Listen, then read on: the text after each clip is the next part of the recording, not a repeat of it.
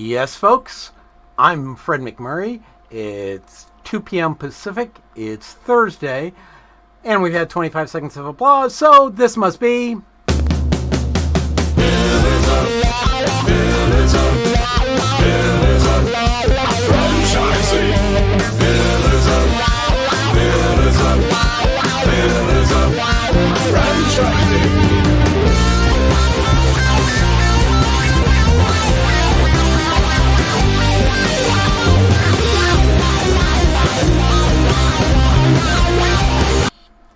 God, I love the guitar riff. I can play that over and over and over again. I truly love that guitar riff.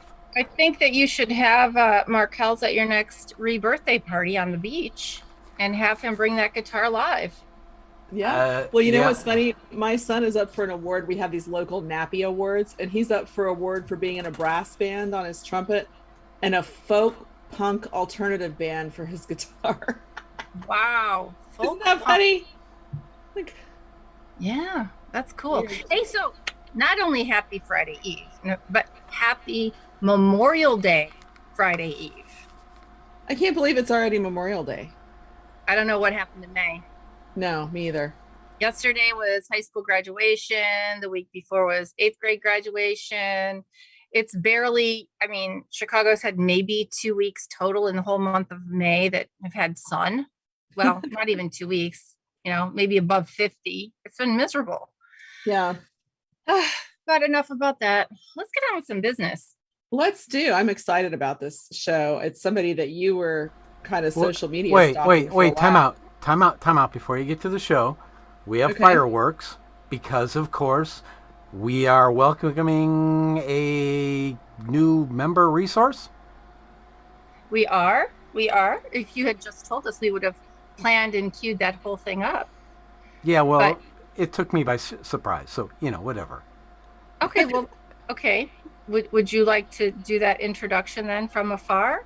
No, I'll let you do it because you're well knowledgeable of the new resource coming in, and given that it was just graduation and most people don't get, fireworks. Hey, what the hey? Oh. You have to put your face in the camera. Okay, so this is my daughter, Johanna. Hi. She is fresh out of high school and on her way to University of Chicago as a journalism major. And so she is going to be helping Elizabeth with our digital magazine, some of our blog stuff, and for any of our folks that need some help writing. So welcome to her. Welcome, baby girl. Yes, I'm so excited to have her. I can't wait to get started. Yeah, okay. So that'll be a ton of fun, and I can't wait to get her to work. So she's going to be joining us silently on the side today so she can take notes of how the show goes and how the craziness ensues once we are live after the applause stops. So with Memorial Day right around the corner, I hope everyone has great plans and has a safe holiday and spend some time with family and friends. But let's get into word on the street, Elizabeth. So word on the street has to do with our guest, which is Daniel Stein from Specialist Strong. So he has a whole fitness program for special needs individuals. So we thought we would talk about diversity in the workforce in terms of people who may struggle with neurodiversity or disability or any of those things, and just talk about the ideas of incorporating some of those people into your workforce. And I don't know if everybody is aware, but there are a lot of government programs that will help subsidize that and help with training to get people up to speed so that they're able to perform the jobs that you need them for. And it's just something to be aware of and to remind everyone of, I think, because it's an important part of the workforce. I have cousins who are one is Down syndrome and one is non-verbally autistic. And so for them to have jobs and feel productive and do things out their ages, they're 20, one just turned 24. It's a huge, important part of our economy. Yeah, absolutely. And And I'll tell you, you are correct. Before we had that reminder from Fred, I have been stalking Daniel for months now, because if you've ever had a few extra minutes and you haven't checked out Special Strong, whether it's on LinkedIn or whether it's on Facebook, the videos that he shows will literally bring you to tears. I mean, they are amazing, life-changing events that his facility helps provide to some of these folks. And they're all different age groups, all different disabilities, or in different places. And so I can't wait to bring him on. And I think it's a really good idea, Elizabeth, that you pointed out that there are a lot of opportunities for small businesses to employ folks that maybe you don't think are necessarily able to work in your environment. And, we used to, when I was with Home Depot, we would have them with job coaches quite frequently. And it was great because, then you have them working themselves into the community. They feel good about what they're doing. Their job coach is there to help them with anything tricky or anything that perhaps is beyond their knowledge level. And I just think it's great to try to get everybody working, so everybody feels as a human that they can contribute to society today. Yeah. So I'm going to post in social. There's a page on dol.gov that talks about campaigns for disability employment, partnership on an inclusive apprenticeship, building an inclusive workforce. So it gives you sort of some checklists and guidelines of how you would approach that if you were interested in something like that and have jobs that anybody who wanted to work could do. There's some information on addressing the needs of youth with disabilities for getting jobs and internships and that kind of thing. So I'll post that on our social media just so you have a handy dandy reference point. Right. The other thing I want to just point really quickly in this article that jumped out right away from me is mental health at work. Last week we brought that up with Ellie Mental Health, and obviously it's part of this as well. And again, small business, large business, it doesn't matter. It's about recognizing the human for who the human is, meeting them where they're at. And I think that take a look at this article. I mean, there are some amazing campaigns out there. Who am I? I can. All different things that can help people get involved. And when we're in a labor crunch like this, listen, this is a great place to look, dependent, of course, upon the type of business that you own. So don't let this opportunity slide past you. Absolutely. I think definitely worth reminding ourselves of, especially like you pointed out in the labor crisis. Are you ready to bring on our guest? I am, but let's remind folks, if they have any questions, comments, or concerns, you can call in at 323-580-5755. Again, that's 323-580-5755. Let's get on with the show. All right. Welcome to our special guest, Daniel Stein, on Pillars of Franchising. We are so excited. We've been wanting to have him on the show for a while. And I am going to read his bio because it does such a great job explaining who he is and what he does. At the age of 4, Daniel was diagnosed with a learning disability, and the doctor said his only options were medication and therapy. He struggled in school to make friends, got bullied for being different. In middle school, his parents got him a gym membership to the YMCA, and he started exercising, and it changed his life. By the age of 21, he was diagnosed with a mood disorder and an autoimmune disease. Not only did exercise change his life, it gave him the strength and confidence to live an independent and abundant life as he took control of his future. As a result of his challenges, he felt a deep calling to help others with mental and physical challenges experience an abundant life through health and fitness.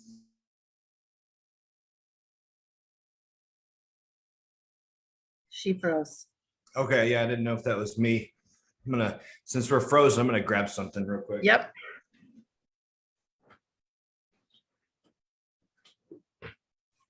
Elizabeth, you froze. And she was on quite a roll too. Yeah, she was doing great. Let's see here. You froze. She just had her internet upgraded too.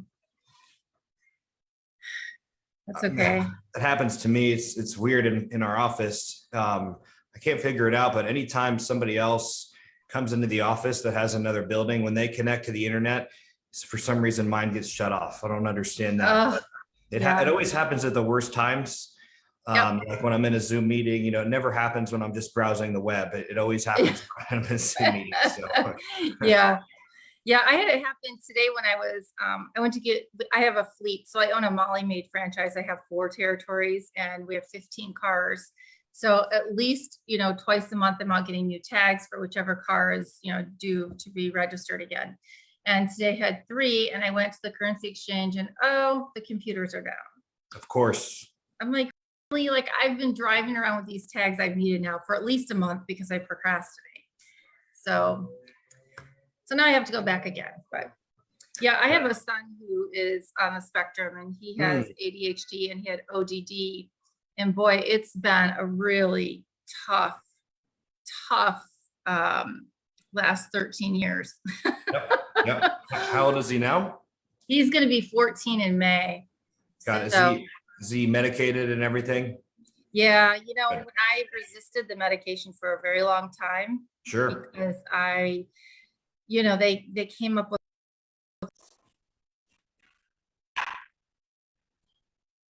Today, they continue to expand Special Strong to other markets through Special Strong franchising movement in every state and multiple countries around the world. You can visit specialstrong.com to find out more. And when I received that vision from my mentor,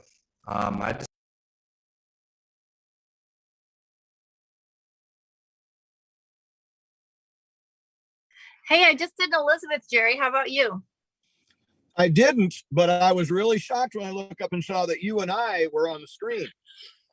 I think that's going to give us a moment to fix the technical difficulties we're having with the server. But oddly enough, that's where Daniel and I were talking during our interview about technical difficulties. We live in a world that's all based on technology now, and there's going to be difficulties all the time. We just have to roll with it, right? Hey, it's kind of like having a small business. It's exactly like having a small business. There's something new all the time that you cannot expect or prepare for. Yeah. You just have to figure your way through it, right? Yeah. I mean, one moment you're completely in control, and the next moment the wheels have fallen off and they're rolling down the road. Oh, I get it. I'm looking at the screen now and I see I've got about half of my face on. So I'm trying to figure out I'll lean this way. There you go. There you go. Well, that's always the trick when we try to make sure that we're bringing very high quality guests. And with Daniel, I mean, really, she's not kidding when I stalked him for months to try to get a hold of him. And so unfortunately for him, Thursdays are really busy. So we had to do a pre-record, which was amazing. But as you could see, we had some hiccups along the way, getting the pre-record even going smoothly with internet and all. So anyway, apologize for all that. But let's get on to what you and I are going to talk about, which is franchisees who are looking to expand their business. Expand or start their business, because I want to talk about acquisitions. First off, just like you, we grew our business partially through acquisitions. We have, some organic growth, but part of them were through acquisitions. But what most people don't know is our very first location, our very first franchise was an acquisition. It was not one where you call a franchise broker and they set you up with, 3 or 4 to look at, or those kinds of things.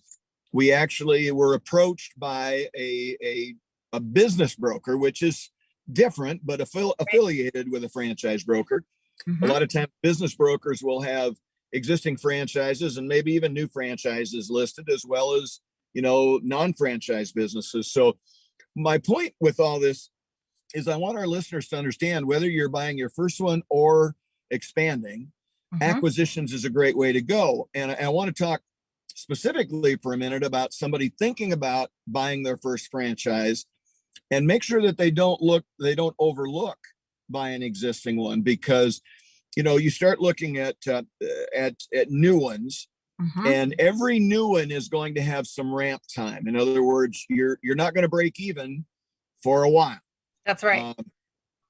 When you read the FDDs and you start looking into it, every one of them will have a different break-even time, and those kinds of things. So you just have to dig into it. But I've really never seen one less than about 4 months, and some of them are well over a year, maybe even into 2 years. Sure. And for our listeners who don't understand, that means you're borrowing money for months or maybe even over a year to keep the business flush. And that may or may not include a paycheck for you.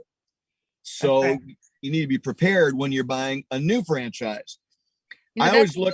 I'm sorry to interrupt you, Jerry, but that's a really good point, because I'm working with a gal to buy a franchise right now, and she's very excited, but she's having the same struggles so many of us do and have, and that's, well, geez, at what point can I actually quit my job, right? And her family relies on her having a certain amount of income, and so when we're working through her pro forma, there are some things that she knows, and then there's some things that she doesn't know. And so as she's going for her loan, she needs to make sure that her loan is going to see her through those months in which she's not going to be making a paycheck. Yeah. And most people forget about that, Kristin. Frankly, too many of them forget about the fact they need to subsidize their business for a while, because that should be a part of your upfront loan. But they forget they need a paycheck. So in our situation, my wife and I continued to work for quite some time after we started the business, because we needed a paycheck, we needed insurance, health insurance, all those kinds of things. So I guess the big point, the overarching point here is that you need to talk to an expert about this and dig into what it looks like. But, the opposite of buying a new one where you've got that ramp time, when you buy an existing franchise, they're cash flowing or making some money or some version of that, depending on the condition of the business. We've bought businesses that were not making money, but they were close. Yes. And we saw by changing the way that they did business, in other words, perhaps that franchisee wasn't following the system that they had bought. Very common. So we knew if we came in and went back to where it should have been, that it would grow exponentially, whatever that number is. We usually put a percentage on it in our world. And then there's things that you can do above that. When you buy a franchise, they give you a way of doing business, kind of a guideline or a playbook, but there's always room to do more. And I think of more primarily in operations and training and even marketing, so that you can grow beyond that. But so many people have lost track of the fact that there are a lot of existing franchise groups for sale out there. You just have to find them. Exactly. Yeah. And actually, I was just listening to, my friend over at Vetted Biz, and he just did a thing about business brokers, a couple that had a business broker franchise, as a matter of fact. Yeah. And they were talking about, it's very challenging for people. Within the franchise community, it can be challenging, but outside of the franchise community, when you're talking about private businesses, you kind of look at these people as business coaches, business consultants, a little bit of like a realtor in them, right? Like they know the area, they know the market. Some of them specialize in certain verticals, whether maybe it's car care, maybe it's food, right? And so they're a great resource. And the best part about it is it doesn't cost you typically as a buyer, right, anything. Yeah, it's just like buying a house. Typically the seller is paying the fee for the sales process, not you. And it's the same in buying an existing franchise from a broker. Typically the seller is going to take care of that. There's a lot of ways to look at this, and many franchisees may want to buy a brand new one that they can develop themselves and all that kind of stuff. There's absolutely nothing wrong with that. The vast majority of franchisees get started that way, but you need to understand the downside and the hiccups and the hurdles that you're going to have to go through to get there. One of them is cash flow, right? And so when we buy existing franchises, we typically are looking for one that is cash flowing or maybe even making some money. Yep. That but there's still an upside to it. So we're willing to pay whatever it takes to get in. You will likely pay more to get into the business that way than you would if you bought a new one. Right. But the rough edges are worn off. The guy or lady that started it has already got it running. They've already got employees. Now, let's face it, you may change some employees, you may change some ways of doing business, but for today and the foreseeable future, you wouldn't necessarily have to change anything to remain the same or grow a little bit. So I just want our listeners to think about that, because that is a in my opinion, something that's overlooked quite often in the franchise industry. Yeah, I agree. And we did have a question come in from chat wanting to know what we think are some of the best growing franchise verticals to buy right now. I know we've talked in the past about service businesses because it's such low overhead, growing demand, and those types of, especially, services for whether it be, personal services, whether it be home improvement services. What are your thoughts on that? Yeah, I mean, I would say personal services is one of the fastest growing, and really, honestly, Kristin, when I analyze it and talk to the people that are in that space, we don't see any end in sight to growth on that side. The personal service, we're a society that loves our stuff. We love to get massages, and we love to get, chiropractic done, and we love to get, all kinds of things, nails and hair, and the whole thing. And so, and now that's expanded into, a lot of other personal care things like cryotherapy and all that, the new medical type things that are coming down the pike. So right now, nobody sees any end in sight to that category. The service industry, I think we learned through COVID, service industry continues to grow because, most of us don't like doing some of the things the service industry does, right? We don't like cleaning our own house. We don't like doing our own plumbing and those kinds of things. So those categories are not going away. They're going to continue to grow. So I would look at all of those. There's a lot of moving going on in the United States, people moving from state to state and region to region. So I think anything related to moving and shipping is going to be something that will continue to grow for the foreseeable future. And I know Fred gets grumpy when I talk about Fred's grumpy most of the time, so we don't have to go into that part of it. But food is not going away. We're going to continue to eat. We're going to want new things to eat. We're going to want all kinds of things. And I watch that really closely. And there's a lot of really cool brands that are coming through that space right now. Yeah, one of my favorite are those poke bowls. Those are my favorite indulgence, just so you know. We do have a question here. So actually, I've got a couple for us here. One, it's a great question. It's we're not necessarily exactly on the topic, but it's one that certainly hits our bottom lines, especially in my type of business and maybe in your chiropractic business. But are there any tips on reducing liability workers' comp insurance? I mean, I'll tell you, I have probably one of the lowest in our group in the Chicago market for our workers' comp, and we go for it's under residential home care cleaning, and we've also run under the janitorial code before. But I will tell you, a ton of training goes into how to work safe, how to protect their backs, slip and falls, things of that nature.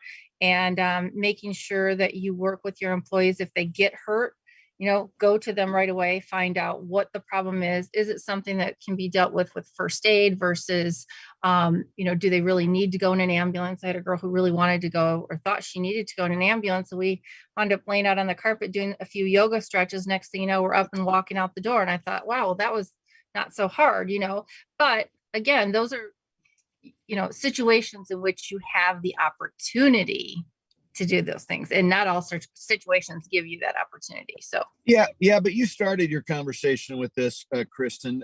Understanding how that system works is where you have to start, and it is primarily based on occurrences. Yep. So you want to try and limit the number of times people get in situations where you have an occurrence where somebody gets injured and claims something through that. So, and you mentioned chiropractic, but you didn't mention hair care. And I will tell you, slip and fall is one of the worst ones in hair care because they spray conditioners and things in hair that fall on the floor, and they can slip on that. They can trip over things, slide on hair that's on the floor, all kinds of things. And what many people don't understand is they also cut themselves quite often with those sharp shears. Oh, they're so sharp, they don't even know they've cut themselves many times until they see the blood. So there's multiple problems with that. But if we're just talking about the workers' comp side of that, I mean, we literally have a situation where we just have them go directly to the emergency room and get stitched up because we've found that's the least cost way to do it. Which helps your, in your overall cost thing. Trying to keep occurrences down comes to training to some extent like you, and then finding ways to avoid it, like making sure that, they're cleaning the floor quite often and they're paying attention to what they're doing. trying to not let them get tired, because when they get tired, things happen. So taking breaks. So that's how you manage that, in my opinion, is you have to understand it. And then you have to watch your job sites to make sure that your people are trained and there are less things that they can get injured on or with. So that would be my 2 cents. Yeah, I think that's great. We do have a couple of questions. I've got one. Let me just zoom up here because I kept clicking back. Okay, so one is from Columbus, and they want to know if you know of any payments being taken by franchisees in form of cryptocurrency. I do not know right now. I know some franchisees are talking about it. My belief is the franchisor will have something to say about that, because a piece of every dollar you get is a royalty that goes to that franchisor, and they're not going to deal with cryptocurrency. So I think it's coming, and there are going to be some, especially emerging brands in particular, that really grasp onto that. But right now, I don't know of anybody. There may be some out there, but they're in the minority. And frankly, I have had a lot of conversations being on a couple of the boards that I'm on in franchising. And I think everybody is looking at it. Everybody is cognizant of it, but very few of them are excited to take that step. So it's going to be a little while before you see it widespread. Yeah. I think I agree. I haven't heard of anyone either, but it doesn't mean it's not out there. And Tampa wants to know, what is the biggest issue you have faced in running multiple locations? Frankly, I think running multiple locations is pretty easy. So I will tell you the thing that I think is something that people have to pay attention to, and they don't very often, is keeping everything the same. It's like a franchisor does, except you're a franchisee with multiple locations. So making sure that every location feels like you're paying attention to them. So you're not being portrayed as liking the location closer to you than the one furthest away or something. Making sure that you keep your culture where it needs to be, because that's, with our organizations, we do a lot of virtual meetings, and I actually do. We've got private Facebook pages for each of our organizations, so I can do short video snippets on there just to keep everybody's momentum up, keep them excited about what they're doing and those kinds of things, and let them know I'm thinking about them, even if they don't see it all the time. So I don't see running multiple locations as a big thing. You've got you've got a mechanical type things that you have to do, operational type things. So for instance, if you're running multiple locations, you have to have a bank in each of those locations. The bank, the name bank that you use may not have branches there. So you have to set up sweep accounts with a local bank. So all the money's deposited and swept into your account, wherever it might be. You have to deal with different utilities and all those landlords and all that kind of stuff. Hiring can be a little bit dicey, because if you're not in that market, you either have to do it virtually or have a general manager there that does it, or things like that. But from my standpoint, again, we are we're about 10 hours from one end of our market to the other driving time. We are scattered over 2 states, very rural states. So we don't have a big bunch of them in one location. So our listener, I live this every day. My family lives it every day. And frankly, we don't see it as a real issue. Again, yes, there's some steps you have to take. But at this point in time, and for the last 10 years, we have not really seen that as an issue. In fact, I'd recommend, from a diversification standpoint, having multiple locations, because different, for instance, we're in blue collar, white collar, and gray collar markets, and the economy impacts those 3 categories differently. So that way you've got a nice balance and ebb and flow between all of them. So I think there's way more positives than negatives. And if our caller wants to have, further conversation on issues with doing that, they can certainly get a hold of me, and I'm happy to do that one-on-one. Excellent. Well, and there is, let's see here, I do have a follow-up to that. Let me see, Louisville, I'm coming to you next after this one. So what brands would you recommend for somebody who's interested in going into multi-unit location ownership? That's again from Tampa, kind of a follow-up. Sure. A lot of them, these are good questions too. I don't know if I want to go into naming a lot of brands because frankly, they all have good and bad things about them.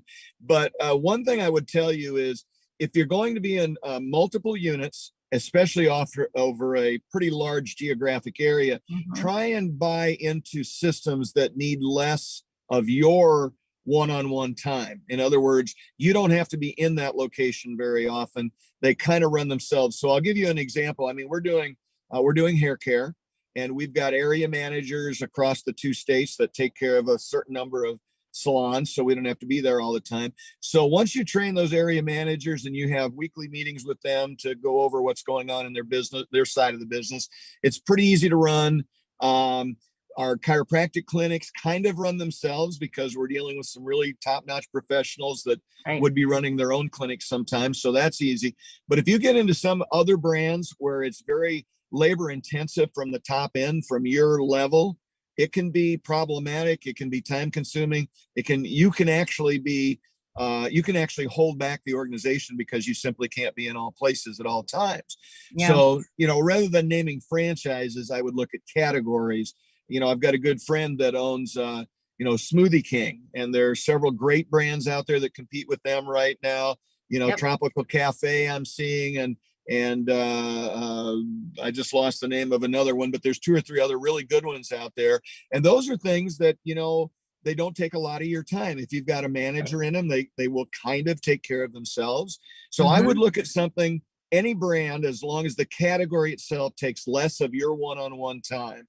And again, the caller, if they want to dig into that a little bit more, we can have some one-on-one time, but I'd like to give plenty of opportunity for lots of franchise systems to get their face in front of people, Right. And it is important to understand that not all franchise systems will allow you to be semi-absentee or absentee owner. So you brought up Tropical Smoothie Cafe. We had them on a luncheon with great people, really, really engaging. And I had gone into one and we made a little TikTok video, but I talked to one of the girls and I said, so where's the owner? Does the owner live around here? She said, oh no, they live in Michigan. They just come in every now and then. And I'm like, that's awesome. Right. And so, and really for a Tropical Smoothie Cafe, what do you really need? Right. And so not that you don't need strong leadership and not that you don't need strong management, especially with, you're typically employing younger people who maybe not be as responsible as you need them to be when you're customer facing, and maybe, the quality of service they're providing isn't the same, but at least if you get the hiring right, it gives you flexibility to not have to be in that shop every single day. It's about leadership, and it starts with you. And then if you've got a hierarchy, like an operations manager and a general manager and a store manager or whatever, you've got to have that culture and the systems built to do it. But again, it is not that complicated. And, you talked about franchisees living out of state. There's lots of brands that'll do that. You did bring up a great point. So to our listener, I would tell you, and one of them comes to mind right away, is Chick-fil-A, where they typically want you to only own one, and they want you to be in that a certain number of hours per week. So that would be one where you would not be able to potentially, I understand there are some times, but potentially you only get one and you have to work in it. There are some others. Crumble Cookies is another one that wants you in there a certain amount of time, and they tend to want you to own one. And I know there's extenuating times when they may let you own more than one, but so don't anybody, kill me because I said, but just the listener needs to understand, I would look at that side of it. And when you're having those calls with brokers or franchisor reps or something like that, that you ask those kinds of questions. Is there opportunity for me to own multiples? Excuse me. How far out can I go? Some of them may want you to stay in the same state or the same region. Others don't really care. If you can put together a great team on the other side of the country, they will allow you to do that, especially with virtual, communication and so on right now. So, and we have another question here, Jerry, which we've talked a lot about over the past few weeks, and it's something that, I can tell you, any female in franchising is hoping to fix this problem, and that Louisville wants to know, why is female ownership in franchising so low, only 31%? And I have to tell you, personally, I wish I had gotten into it sooner. And, I can say that the IFA is doing a great job at engaging women in franchising. And that's only been the last couple of years that's been going on. The SBA has, the WSBA for women-owned businesses. There's a lot of resources out there, but I think part of it is, I hate to make this sound bad, but I think we're all so damn busy that sometimes it just is like yet another thing to take on. It's, can I do it? Sometimes it's a matter of having the guts. Sometimes it's a matter of knowing that there are so many resources out there. Sometimes we're just so overscheduled that we just don't take time to think about what is it that we really want to do with our lives, right? We're so busy being moms and hockey moms and baseball, and you're doing a million different things. And so I hope that we see more and more people wanting to get into it, because I think that the franchise model is perfect for women who either have experience in business or don't, quite frankly. But what are your thoughts, Jerry? You touched on several things there, and I'm going to preface this so I don't get, burned at the stake with the rest of the conversation, but I'm going to preface it with, I will do anything I can to level the playing field and to get more women into it. I think you're right on that the franchising is absolutely the perfect opportunity for women to grow and expand and own their own business and, help their family. I have this vision of more single moms getting into it so that they can change the trajectory of the family's life and things like that. But you touched on the mom thing, and whether we like it or not, women so often are tied up the first 20 years of their adult life dealing with children, right? So it may be hard for them to even think about owning a business. Going to a 9-to-5 job is way easier in that situation, so that you can rush home to your kids, make it to ball games and all those kinds of things. And that's great. But although it's changing, unfortunately, the vast majority of the child care still falls on the women. So until that part of it gets in different position, or until women say I can do this too, which some of them do, like you and many of my friends that are in franchising. But I think many women just get stuck in that position, and it's hard for them to break out of it. And let's face it, if you suddenly wake up and it's 38 or 40 years or 45 years old, whether you're a man or woman, you may not decide to get into a franchise system or own your own business. And since women do get tied up in the whole child thing for a long time, it's just, I think it's to be expected, not because it's the right thing, but because it's just the way that the math is working right now. So I would like to see young women. In fact, we talk about Titus, right? Titus Center for Franchising down at Palm Beach University and so on. And then Louisville University of Louisville has a great one. And my friend up in the Northeast is going to kill me, but one of the colleges in the Northeast has one too. We need more colleges that have those, because they're attracting women who are, of college age. Right. And that is going to help spur a lot more of those women to get into franchising early on, and we'll start kind of balancing the equation a little bit.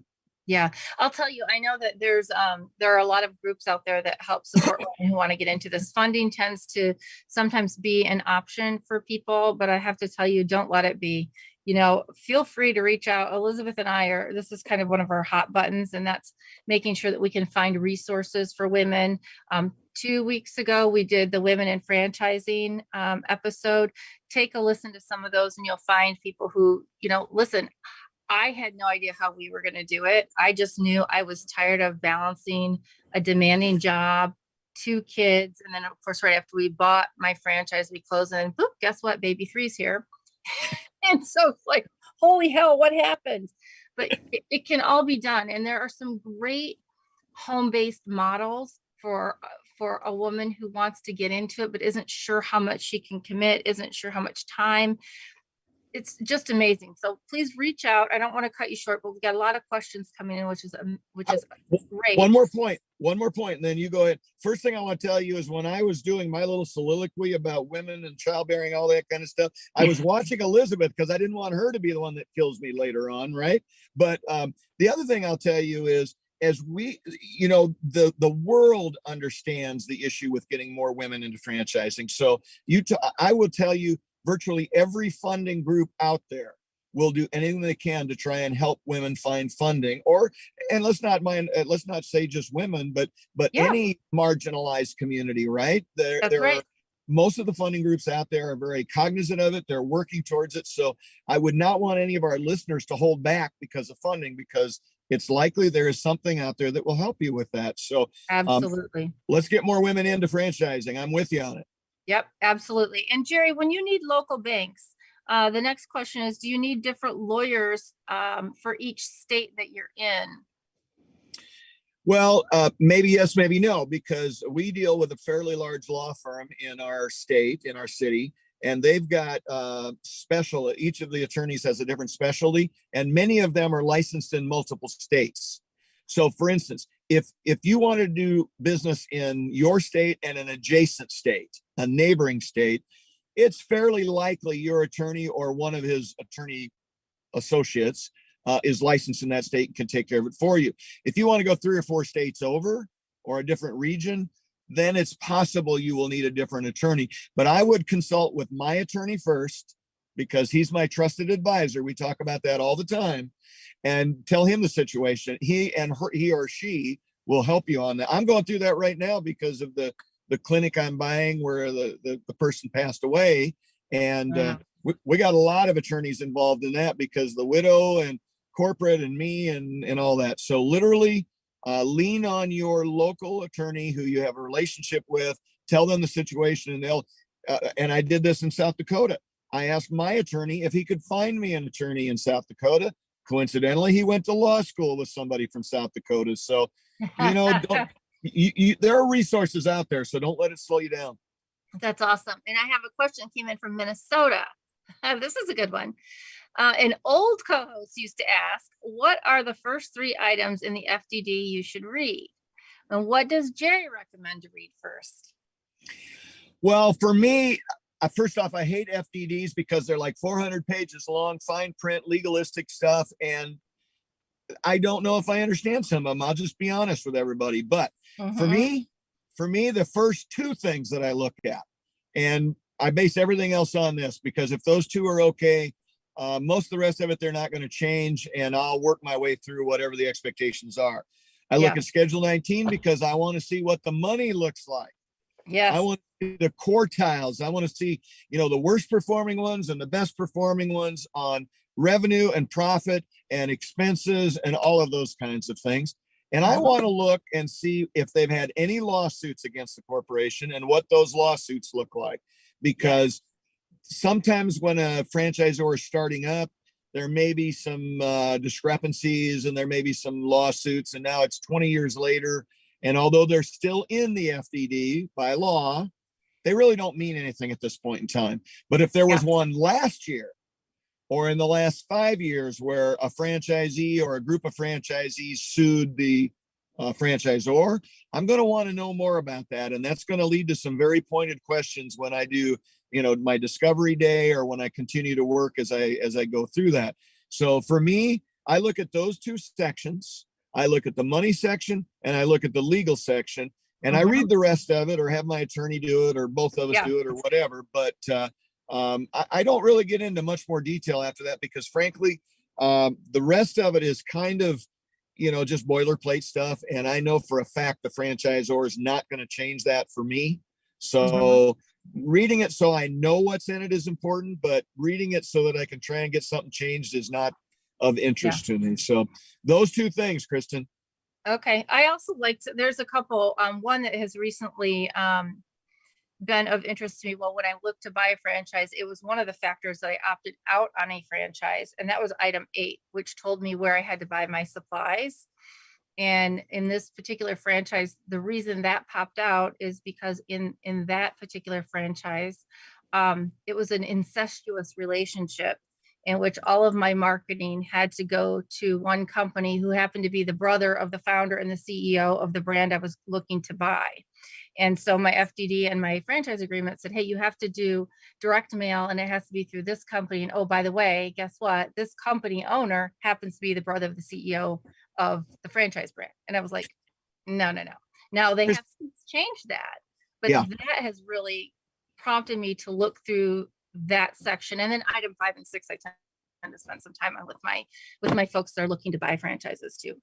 So to your point about the incestuous relationship, I've looked at a lot of FDDs and very few franchisors do that. That's a red flag, and I'm surprised you found one that did it, because anybody that pays any attention would catch that. And more importantly, if that came up later after you bought the franchise, that's grounds for you to sue them. And none of those franchisors want that on their FDD. So I'm a little surprised. You know, some franchise systems in a category, let's say office supplies, they give you 3 suggested vendors, but not required vendors. Right. That's typically what happens, or maybe 1 suggested, but not required. And so you have the opportunity to go somewhere else. There may be some things that are mandated. So things related to the brand would come to mind. So, you know, the golden arches for McDonald's perhaps might be something they get from 1 vendor because they want them all to look exactly the same. Exactly. Okay? So there are some times when there is some logic behind having the same vendor. But we like competition in franchising. So typically you're going to have options, and you can probably go out and find your own options if you want to. Absolutely. Good stuff. Okay, San Francisco, do I need to use a broker to buy a new franchise or only an existing? No, you don't need a broker at all. However, I can tell you that using a broker makes all of the work that Jerry did in his book a lot quicker, a lot easier. It provides opportunities that maybe you won't find on your own. But you can use a broker or not a broker in both situations. I just happen to think that, in my personal opinion, I used a broker, and it was one of the best decisions that I could have made, because I would have never thought to buy a Maid franchise. Like that was not what I was looking for. But I couldn't be more happy than I did, because it worked for exactly what me and my family needed at the time. And it's turned out to be a great business model. You have any thoughts? Yeah, I'll reinforce that. I think like 90% of the time you should use a broker, no matter what kind of business you're looking at, because to Kristin's point, they take a lot of the work out of it. They vet the other side, so you have less worry about what you're getting or not getting. They'll actually catch problems in the offering, in the real estate, in all the things that you get when you buy a franchise. So I think that's a good idea. The only time I don't necessarily think it's necessary is, for instance, if you know somebody that's already in that franchise group, yes, and you've been tracking their success for a while, and they know you, and they've said, hey, if you're thinking of a franchise, this is the one to be in because it fit for you, then you can probably go directly to that corporate group and work with their franchise rep, and they can help you with that. And the franchise rep is really a broker that doesn't make money off of it, because their job, they're paid, their salary is to help bring people in. That's right. You're still getting a lot of the same resources when you go to that, but you don't have an unbiased third party. So again, to Kristin's point, if you have any concerns, get a broker involved. They will give you some good guidance. But there are times when it may not be necessary. Yep. Now I've got a couple different questions here. I had 7 more pop up, and I'm going to try to combine and condense them as best I can. So one of them is asking about why do we believe that the under 40 population will go off and start their own business, but they either don't or aren't considering buying a franchise? Is the franchising industry not wanting young owners? Well, let me tell you about a personal experience on that. I can tell you the industry would love young owners. I think that especially franchisors who recognize that their brand has been around for a while, and so have a lot of their owners, they're looking for fresh blood, not only to share ideas and to really help come in with fresh perspectives and higher energy levels. I see more and more brands looking for younger people.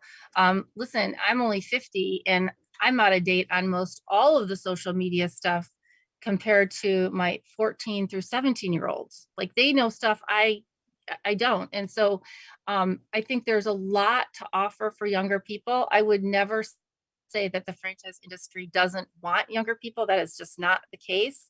But I think it's a matter of educating people. And that's why we have the show, is to try to talk to people about all the opportunities that are out there. And there's such great brands for young, energetic people to go into. Well, Kristin, most of the young people start their own business because they don't know better. And I'm not saying that from a negative standpoint. The fact is they get this really great idea of something that they think their community needs, or they'd be excited to own it or something like that. And they bootstrap it and they go out and make it happen and so on, which is great. I think that's phenomenal. I shout the praises from the rooftops, but the fact is 80% of those businesses will fail in the first 5 years. And it won't be because the young owner didn't try hard or didn't have a good idea. They may just not been able to put all the pieces together and cash flow it and so on. So I just think they don't understand that franchising is an expedited route to get into a fairly safe and secure business that may be very well related to whatever their idea was. Also, again, I don't want anybody to hang me up on this thing, but young people, because we were all young at one point in time, we think we can slay dragons and we've got a better idea than anybody else, and mine's going to be better than the other options out there. And there's nothing wrong with exploring that. But I think that's one of the reasons so many young people don't is they just think they can do it on their own. The other thing is many young people may do some online research about what it costs to open up a franchise and say, I don't have that much money. I don't have borrowing capacity. I'm going to do something else and I'll open up my own thing. Well, again, there are lots of ways to get financing in the franchise world. So if any of our listeners out there are, in that younger category and you think about it, do not let that hold you back until you've explored some other options. And as we say here on Pillars every week, we've got some great resources just here in our group in Pillars, and we'd love to have those conversations with you. Yeah, it's amazing. And again, if people go back and listen to some of the older episodes, we talk about different options and how you can go about either finding funding, leveraging what you have, a 401k, how to approach your family to look for money, how to get partners, what's good and bad about partnerships. I mean, a lot of these things we talk about amongst ourselves all the time, and we try to share with you. So I'm really glad we're getting such great questions today. Here's one that says, Kristin, stop. Yep. Stop. Let me go back on that one just a minute, because I want to close it up a little bit. Because you brought up a great point about looking for partners and things like that. And we both know that I don't do partnerships very well because I don't play nice with others.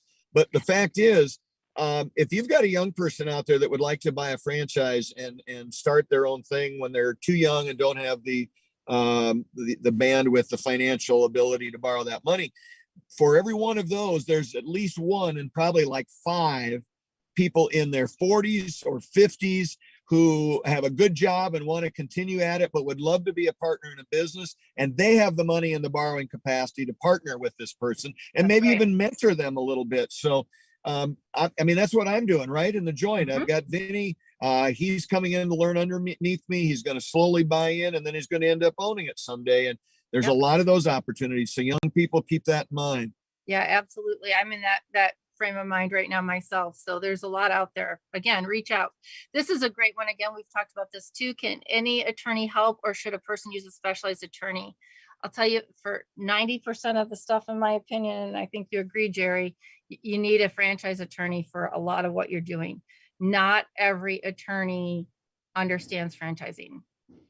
You're 100% right. And especially when you get started in franchising. So you get a franchise attorney to help you work through all that initial stuff, the FDD and getting all the documents done and making sure your interests are protected. Once you get out of that, after you've been doing it a while, and especially if you keep expanding and growing, you're going to end up having 2 or 3 attorneys probably. And you're going to have somebody that reads your leases and somebody that works on business documents that are not related directly to the franchisor, but more to some of the things you're doing locally. And so I think the first one you have is the franchise attorney, and you use them as long as you need to. And then at some point in time, you'll see there's some things somebody else can do. But I would not think about buying my first franchise without having a franchise attorney. Yeah, absolutely. So the other one is, should someone who's just buying a franchise buy a franchise from a company that's been franchising for less than a year or two? We've talked about this too, right? Pros and cons of an emerging brand versus pros and cons of an established brand. Would you like to go ahead and take it from there? Sure. Yeah. The thing is, emerging brands might be phenomenal. And, it might be like, buying Apple 20 years ago or something like that, or 30 years ago. You might find that emerging brand that in 5 years is going to be just killing it, and they're going to be the best thing around, and you're going to do really well. You might also buy that emerging brand that's only around for 1 year, and then they never develop any momentum. They don't have great vendors. They didn't get enough branding or national marketing, and they just fail. And then you're kind of on your own. So I love emerging brands, and frankly, I will probably own 2 or 3 emerging brands in the near future. So I'm not suggesting people don't do it. I'm just suggesting if it's a risk and reward type thing, Kristin. If you want to take a little more risk with an emerging brand for your first one, just understand there is more risk with it. When you go with somebody that's been around for 10, 15, 20, 30 years or something like that, and has 200 to 2,000 units out there, they're pretty stable. They're probably not going anywhere. Your money's safe. You've got good name recognition. So even if you decided it wasn't for you later on, you can easily sell it. But when you buy an emerging one, it might be a little bit of a struggle for you for a little while. And by the way, anybody that wants to work on an emerging brand, I can give you some insight into that too. So I'm really excited. There's some emerging brands that I'm ready to jump into, and they're just not registered in the states I'm looking to work with them in. And I'll tell you that, again, we've talked about this on some of the episodes too, about the benefits of, being one of the new owners in an emerging brand. I'm working with one right now who really has their act together. I really like them a lot. We're placing somebody with them, and they're offering, because they're an emerging brand, they're offering all kinds of different incentives. And this person will be in their founder circle, kind of in their franchise action committee, who's able, or franchise advertising committee, however you guys want to say it, because there's different ones for different brands. But she's going to have a lot of opportunity to really kind of steer the organization as it grows. So again, if you've got that, younger person who, like you said, is ready to slay the day and go out and start their own business, an emerging brand might be a great fit, because over half the work is done, but you're still very involved. Well, and Kristin, and this with the book and the learning platform and everything I'm doing on the other side, we are working with a lot of emerging brands. So I love them. I've got a very big affinity for them, because I'm bootstrapping with them, helping them get beyond that, first 5 or first 10 locations. So I am singing their praises when the right opportunity comes around for somebody. And actually, I just learned today, a brand that's not even registered yet is going to use our services to go through the process and to grow, and we're going to be their trainers moving forward. So I've got a lot invested in emerging brands. Don't anybody misconstrue what I'm saying. Yep, absolutely. The next question says, I've got 2 more questions left. One says, how many hours a week should someone expect to work in their franchise the first couple of years? And is the number different when buying an existing franchise over a new one? Okay, I'll take that, Kristin. You can tag team if you want to. Well, folks, I'll tell you, I have seen it so many times. Somebody buys one of these franchises and they want to be an absentee owner, because sometimes that's the way it's sold to them. And then 2 or 3 years later, they're complaining because they're seeing other people doing the same thing they're doing, that are being very successful and making more money and have a second home in Florida, or whatever the case might be. And it's entirely based on the amount of engagement that people have. So I would suggest, even if you want to buy your franchise and keep your regular job, that you probably put 15 or 20 hours a week minimum into your franchise. Some of that will be in the location, so your employees see you, and your customers see you, and you understand the workings of the day-to-day stuff. And some of it will probably be doing like payroll and dealing with corporate and all those kinds of things. But I think easily 15 to 20 hours, and some of it has to be in the location. Now, there are some franchises you can buy and you'll be moderately successful with just putting it on autopilot and letting it go. But I've not seen one yet that comes up as fast and as strong if you're not engaged in it. And I would say the same thing goes if you buy an existing one. In fact, I would argue an existing one, you may want to spend more time inside the 4 walls for the first 2 to 6 months, because the staff is used to the way it used to be, and now you're going to make some changes, and they need to see first off that you really walk the walk. You're not just talking the talk. You're in there, like me, sweeping hair, painting, cleaning the toilet, whatever it takes, stocking the shelves. And after you build your culture and build your team, then you can spend a little less time, but still some time inside of there. But do what you want to do. It's your business. Yeah. But I can tell you, I have seen way too many people underperform with their franchise because they did not have enough engagement. Yeah, I'll tell you, I spent upwards of 50 hours a week sometimes in my business when we got started. And it's mostly because it has multiple moving parts, right? It required someone to be out of the office meeting with clients. It required somebody to be in the office meeting with the employees. And when you're first starting, if you have a staff, and again, we started from the ground up with nothing, there's a lot of employee engagement that's needed.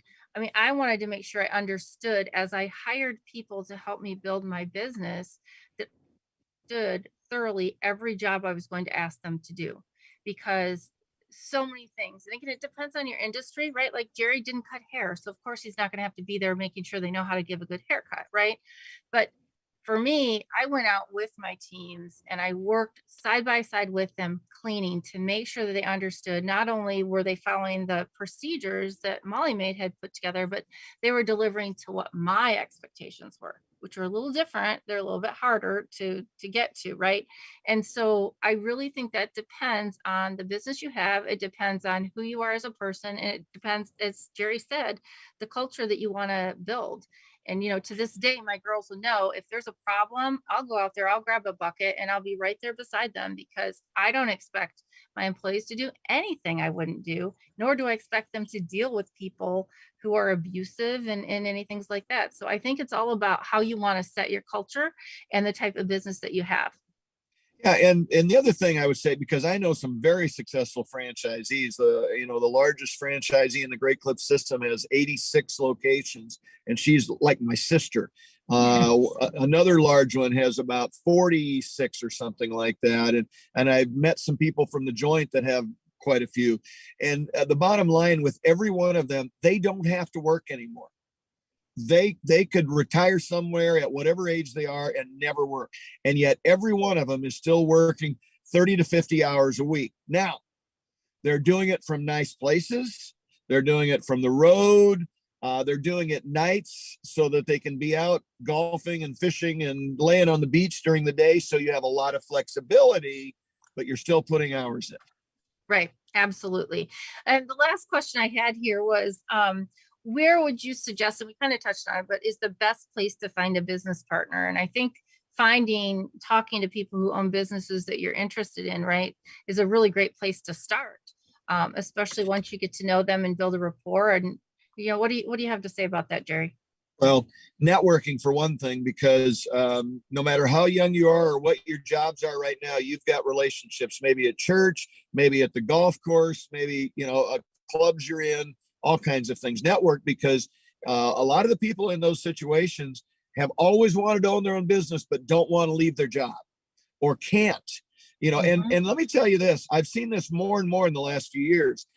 Doctors, attorneys, people like that, they're not leaving their profession. They're going to stay in it forever, but they got lots of money and they would like to diversify. And if they could find a young person that brings them a great idea and creates a little trust in them, it's quite likely that they will invest and become a partner with you, and you're free to do what you want to do. Yep, absolutely. Absolutely. Well, Jerry, thank you again for your time today. I'd like to thank everybody for writing in and calling in and chatting in with their questions. These are the kind of shows that I love doing because we get engagement and it's real world stuff that is on your minds. And by all means, if you all have something that you want us to talk about, things that are of your interest, please send them to us through our Pillars of Franchising page so that we can get those to you. And I would like to wish you all a very happy and safe Memorial Day. And Elizabeth, I think you're going to take us away today. I am. So thank you so much for sticking with us through some technical difficulties. Sometimes the curse turns out to be a blessing when you've got all of these great questions coming in. So we enjoy that. Be sure to subscribe to pillarsoffranchising.com. Also, if you have questions that you didn't get answered today, you can email us at yourdream@pillarsoffranchising.com. Thank you so much for Kristin and Jerry for all of their energizing questions and answers. Thanks to Fred McMurray, our producer. I am Elizabeth Denham, your content producer. We together are your resource for franchising success. This has been the Pillars of Franchising, and the dream starts here.